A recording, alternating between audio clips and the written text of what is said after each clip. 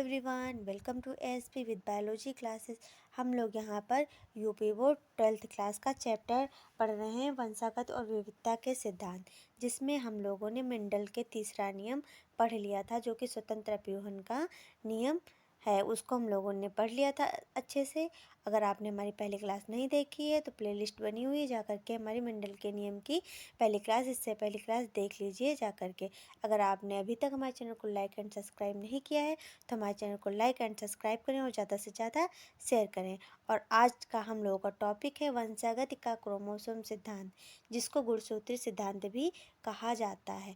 अब सबसे पहले समझ लेते हैं वंशागति का क्रोमोसोम का सिद्धांत दिया किसने था। तो सबसे पहले इसको दिया था वाल्टन सटन तथा थियोडोर बोमोरी ने दिया था। शॉर्टकट में इसको सटन या बोमोरी भी पूछा जा सकता है, ये इनका फुल नाम है। अब इसकी डिफिनेशन देखते हैं। लक्षणों की वंशागति पर किया गया कार्य 1885 में प्रकाशित हो चुका था। वंशागत पर किया गया कार्य कब प्रकाशित हुआ था? तो 1885 में प्रकाशित हो चुका था। पर यह किन्हीं कारणों से 1900 तक क्या सन 1900 तक क्या था, अज्ञात था। इसके बारे में कोई जानता नहीं था। अब जीन के बारे में समझ लेते हैं। जीन के छोटे छोटे खंड, जीन के क्या छोटे छोटे खंड, जैसे डीएनए होता है, डीएनए में ये जो नाइट्रोजन बेस लगे होते हैं इनको क्या कहते हैं? जीन कहा जाता है। तो जीन के छोटे छोटे खंड एक साथ क्या कहते हैं? आ जाते हैं। जब आ जाते हैं, जब ये डीएनए है आपका, ये जीन के छोटे छोटे खंड जब एक साथ आ गए तो किसका निर्माण करते हैं? आनुवंशिक पदार्थ डीएनए का निर्माण होता है। जब जीन छोटे छोटे एक साथ कई खंडों में आ जाते हैं तो आनुवंशिक पदार्थ डीएनए का निर्माण होता है। इसको जेनेटिक मटेरियल भी कहा जाता है। और जीन क्या करते हैं? जीन का वर्क होता है लक्षणों का निर्धारण करना। मनुष्य या जीवों में क्या लक्षणों का निर्धारण करते हैं? तो कौन करते हैं? तो जीन लक्षणों का निर्धारण करते हैं।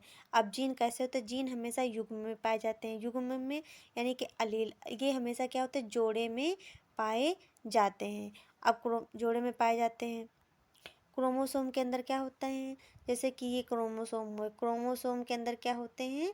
तो क्रोमोसोम के अंदर डीएनए होते हैं और डीएनए एक जेनेटिक मटेरियल होता है। क्रोमोसोम का वर्क क्या होता है? लक्षणों का निर्धारण करना, कौन से लक्षण कहाँ पे जाएंगे और किस में कौन से लक्षण आएंगे। ये वंशागति जो होती है लक्षणों का निर्धारण कौन करता है? तो क्रोमोसोम लक्षणों का निर्धारण करते हैं। अब सन 1900 में 3 वैज्ञानिक आए। कितने वैज्ञानिक आए? 3। यहाँ पे ना नहीं बना है तो इसको लिख लेना। सन 1900 में 3 वैज्ञानिक आए। कौन कौन से वैज्ञानिक आए? हुगो डीब्रिज आए, कार्ल मोरेंस आए, वान सेरमार्क आए। इन्होंने क्या किया? इन्होंने जो मेंडल ने नियम दिया था उन पर क्या किया? पुनः खोज की। उनका पहले खोज किया, फिर उन्होंने जो मेंडल के नियम दिए थे तो उनका फिर से स्टडी किया, उनका अध्ययन किया। जब ये उनको समझ में आया कि मेंडल ने जो नियम दिए थे, जो किया था, वो बहुत ही तकनीकी था और बहुत ही विश्लेषणों पर आधारित था। फिर उन्होंने क्या, मेंडल की जब मृत्यु हो गई उसके बाद इनके नियमों का क्या हुआ? इन लोगों ने प्रकाशित किया और प्रकाशित करने के बाद तब मेंडल को आनुवंशिकता का जनक यानी कि आनुवंशिकता का पिता कहा जाने लगा। अब उनके असफल होने के कारण क्या थे? उस समय उनके नियम प्रकाशित क्यों नहीं हुए थे कि और किस लिए उनके नियम को क्या किया गया था? अस्वीकृत किया गया था। तो सबसे पहले हम लोग कारण जान लेते हैं। पहला कारण क्या था? उस समय संचार की सुविधा ज़्यादा नहीं थी। जैसे आजकल मीडिया का ज़माना, सोशल मीडिया का ज़माना है, तो हर एक छोटी से छोटी चीज़ जो होती है वो हाईटेक हो जाती है। तो उस समय पत्रिका का एक जरिया होता था, तो पत्रिका में, छोटी पत्रिका में थोड़ा थोड़ा प्रकाशित होता था, तो लोगों तक पर्याप्त मात्रा में नहीं पहुंच पाता था। कुछ वैज्ञानिकों तक, जीव वैज्ञानिकों तक पहुंचा था, तो जिन लोगों ने क्या किया था, इसको अस्वीकृत कर दिया था। तो सबसे पहला माध्यम कैसा था? संचार का माध्यम उस समय में बिल्कुल भी नहीं था। अब दूसरा कारण क्या था? इनका नियंत्रण की संकल्पना, जो इन्होंने नियंत्रण की संकल्पना दी थी, ऐसे जो अल्लील क्या होते हैं, जो एक दूसरे के साथ सम्मिश्रण नहीं होते, मतलब मिश्रित नहीं होते हैं। जैसे एक्स है, ये युग्मक का जनक सेल का निर्माण करके फिर पुनः क्या होते हैं? अलग हो जाते हैं। तो यह वैज्ञानिकों को, उनके मेंडल के साथ के जो वैज्ञानिक थे, समकालिक जो वैज्ञानिक थे, उनको बिल्कुल भी समझ में नहीं आई। उनके बिल्कुल ये चीज़ समझ में आई ही नहीं, जिसकी वजह से उन्होंने क्या किया था, इसको इनकार कर दिया था। उनको बिल्कुल भी रास नहीं आई। इन्होंने क्या किया, इनके साथ के वैज्ञानिकों ने इसको अस्वीकृत किया। इनको यह तो बिल्कुल फूटी आंख भी नहीं भाया कि सम्मिश्रण की प्रक्रिया जीनों में क्यों नहीं होती है। अब देखते हैं हम लोग, ये लोग क्या थे, ये लोग प्रकृति के जो विविधता थी, प्रकृति में जो वेरियस था, जो जो उनकी विविधताएं थी, उससे क्या था, जो मेंडल के समकालीन वैज्ञानिक थे वो बिल्कुल अनभिज्ञ थे, उनको नहीं जानते थे, जिसकी वजह से इन्होंने क्या था, मेंडल के नियम को अस्वीकृत किया था। अगला पॉइंट देखते हैं, तीसरा पॉइंट, जीव वैज्ञानिक के लिए मेंडल थे, उनका जैव घटना क्या स्पष्टीकरण जो उन्होंने किया था, उसमें क्या गणितीय, जैसे गणितीय संख्याएं हैं, गणितीय सांख्यिकी है, और उसका विश्लेषण का अध्ययन के द्वारा उस अध्ययन के द्वारा इस घटना का स्पष्टीकरण किया था, जो कि उनके साथ के वैज्ञानिकों को बिल्कुल अस्वीकार था, क्योंकि वो लोग जीव वैज्ञानिक थे, वो लोग गणित की इतनी ऊंची, इतनी अच्छी जो पद्धति थी उसके अनभिज्ञ थे, जिसकी वजह से उन्होंने क्या किया था, इसको अस्वीकृत किया था। अब अगला देखते हैं, जीन सतत, जो जीन थी वो असतत इकाइयाँ होती हैं। वे पदार्थ किस पदार्थ की बनी होती हैं, इसका क्या किए थे प्रमाण। वो ये तो समझते थे कि ये जीन है, पर ये किस पदार्थ की बनी है इसका इनके पास प्रमाण नहीं था। ये कारण था उनकी असफलता का। अगला कारण देखते हैं, उस समय क्या था, माइक्रोस्कोपी नहीं थी, और इस समय जो है माइक्रोस्कोपी, सूक्ष्मदर्शी, जो कि प्रगति के क्षेत्र में बहुत ही वैज्ञानिकों के लिए सफल है, जिससे कोशिका विभाजन वो पूर्णतः क्या कर सकते हैं, अच्छे से देख सकते हैं और उस पर अध्ययन कर सकते हैं। अब कोशिका कोशिका क्या है, तो केंद्रक में एक संरचना की खोज हो चुकी थी। केंद्रक में क्या होती है, एक संरचना होती है, इसकी खोज हो चुकी है। कोशिका विभाजन में होने से पहले क्या होता है, वह द्विगुणित होती है, फिर उसके बाद क्या होता है, उसका विभाजन होता है। रंग जाने के कारण जो रंगीन जो बॉडी होती है उसको क्रोमोसोम कहते हैं। क्रोमोसोम को पहले कलर किया जाता है, उसके बाद क्या सूक्ष्मदर्शी से देखा जाता है, इसी वजह से इसको क्या कहते हैं, इसको रंगीन बॉडी कहा जाता है। अगला हम लोग पढ़ते हैं, ये है वाल्टन और सटन, जो थियोमेर थे, उन्होंने बेमोरी ने क्या किया था, क्रोमोसोम की तरह क्या करते हैं, जीन व्यवहार करते हैं, इस पर क्या किया था, स्टडी की थी। जीन का व्यवहार कैसा होता है, तो क्रोमोसोम की तरीके होता है जीन का व्यवहार, तो इस पर उन्होंने क्या किया था, स्टडी की थी। क्रोमोसोम एवं गुणसूत्र में अंतर देख लेते हैं। अब क्रोमोसोम, ये है गुणसूत्र, तो दोनों क्या होते हैं, जोड़े में होते हैं। इसमें क्या होता है, युग्मक जो होते हैं जनन के दौरान एक प्रकार से विसंयोजित होते हैं। इस प्रकार से विसंयोजित होते हैं कि युग्मक जोड़े में सिर्फ एक ही जा पाता है। इसमें क्या होता है, केवल एक ही युग्मक को प्राप्त होता है, इसमें सिर्फ एक ही जा पाता है। अलग अलग जोड़े दूसरे से स्वतंत्र होकर क्या हो जाते हैं, फिर से अलग हो जाते हैं, विसंयोजित हो जाते हैं। इसमें एक जोड़ा दूसरे से क्या होता है, स्वतंत्र हो जाता है। जो एक जोड़ा होता है ये इससे क्या होता है, ये स्वतंत्र हो जाता है, अलग हो जाता है। अब आगे देखते हैं, मेंडल के नियम को वाल्टर सटन और थियोडोर जो बेमेरी थे ने क्या किया था, क्रोमोसोम की गतिविधि द्वारा समझाया था। मेंडल के नियम को क्रोमोसोम की गतिविधि द्वारा समझाया था, सटन और बेमेरी ने समझाया था। अब कोशिका विभाजन दो प्रकार से होता है, आप लोगों ने पहले भी पढ़ रखा है। पहला होता है समसूत्री विभाजन, दूसरा होता है अर्धसूत्री विभाजन। तो इन विधियों के द्वारा गुणसूत्रों के क्या व्यवहार को समझाया गया था। जीन भी क्या होते हैं, जीन की तरह गुणसूत्र भी क्या होते हैं, जोड़े में होते हैं। जीन की तरह गुणसूत्र भी क्या होते हैं, जोड़े में होते हैं, हमेशा युग में होते हैं, जैसे कि ये। तो ये कभी अलग अलग नहीं होते, हमेशा जोड़े में ही पाए जाते हैं। एलील दो जीन समजात क्या होते हैं, जैसे एलील हैं जो ये गुणसूत्र हैं, इन पर क्या एलील पाए जाते हैं, तो दोनों एक ही स्थान पे ऊपर है तो ऊपर ही स्थित होंगे, इसको समजात कहेंगे। अगर एक यहाँ स्थित है, एक यहाँ स्थित है, तो इसको क्या कहेंगे, विषम जात कहेंगे। अब सटन अथवा जो बेमेरी थे, उन्होंने तर्क दिया था, किस पे दिया था, तो क्रोमोसोम का जो जोड़ा होता है, जो क्रोमोसोम का जोड़ा होता है, वो कारकों का स्थानांतर, कारकों को अपने साथ ले जाने के कारण क्या, ये विसंयोजन का कारण बना। किसका कारण बना? विसंयोजन का कारण बना, क्योंकि ये क्रोमोसोम को अपने साथ, क्रोमोसोम के जोड़े को अपने साथ उनके कारकों को ले जाता है, उनके कारकों का स्थानांतरण करता है। इसी वजह से यह क्या, विसंयोजन का कारण बना। अब सटन ने क्या दिया था? क्रोमोसोम के विसंयोजन का क्या तर्क दिया था, ज्ञान दिया था। ज्ञान को किससे जोड़ा था? विसंयोजन के ज्ञान को मिंडल के सिद्धांत से जोड़ा था, और इसको ही वंशागति का क्रोमोसोमवाद का सिद्धांत इन्होंने प्रस्तुत किया था। तो किसने प्रस्तुत किया था? सटन ने प्रस्तुत किया था। और इसका प्रायोगिक वर्णन किसने किया था? तो टी.एच. मॉर्गन ने किया था। टी.एच. मॉर्गन को आधुनिक वंशागति का जनक कहा जाता है। इनका पूरा नाम है थॉमस हंट मॉर्गन। और उन्होंने किस पर किया था प्रैक्टिकल, किस पर प्रयोगात्मक किया था? तो फ्रूट फ्लाई पे किया था, जिसका जूलॉजिकल नाम क्या है? जेड.एन लिखा है। जेड.एन का फुल फॉर्म है, जूलॉजिकल नेम क्या है? ड्रोसोफिला मेलेनोगैस्टर नाम है। तो मॉर्गन ने ड्रोसोफिला, यानी कि जो ड्रोसोफिला फ्रूट फ्लाई थी, मक्खी थी, उसको चुनने के इनके कारण क्या थे?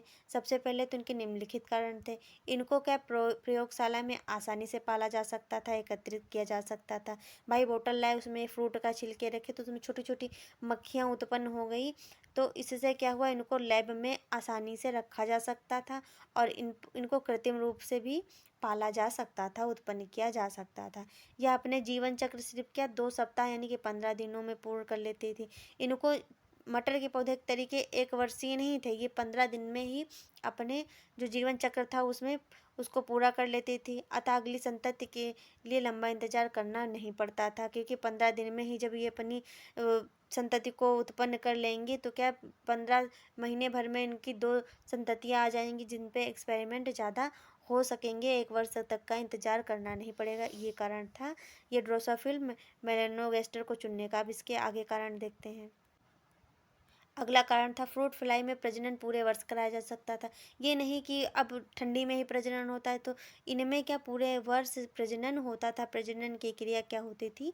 पूरे वर्ष प्रजनन इसमें संभव था। अगला कारण था एक बार के मैथुन में, जब एक बार का मैथुन होता था, उसमें क्या अंडे की अंडे बहुसंख्या में प्राप्त होते थे, संततियाँ बहुसंख्या में प्राप्त होती थी। नर व मादा में लिंगों में क्या था? विभेदन था। नर छोटा था, मादा क्या थी? बड़ी थी। इनमें अनेक प्रकार की अनुवंशिक थी वो विभिन्नताएं थी। इनको प्रयोगशाला में कृत्रिम रूप से भी पाला जा सकता है और पाला जाता था। अब इसको हम लोग डायग्राम के द्वारा देख लेते हैं कि नर और मादा कैसे दिखते थे, कौन छोटा था, कौन बड़ा था। ये हमारी एनसीईआरटी की बुक में दिया हुआ है डायग्राम। ये है नर। नर इसमें छोटा होता है, मादा क्या होती है?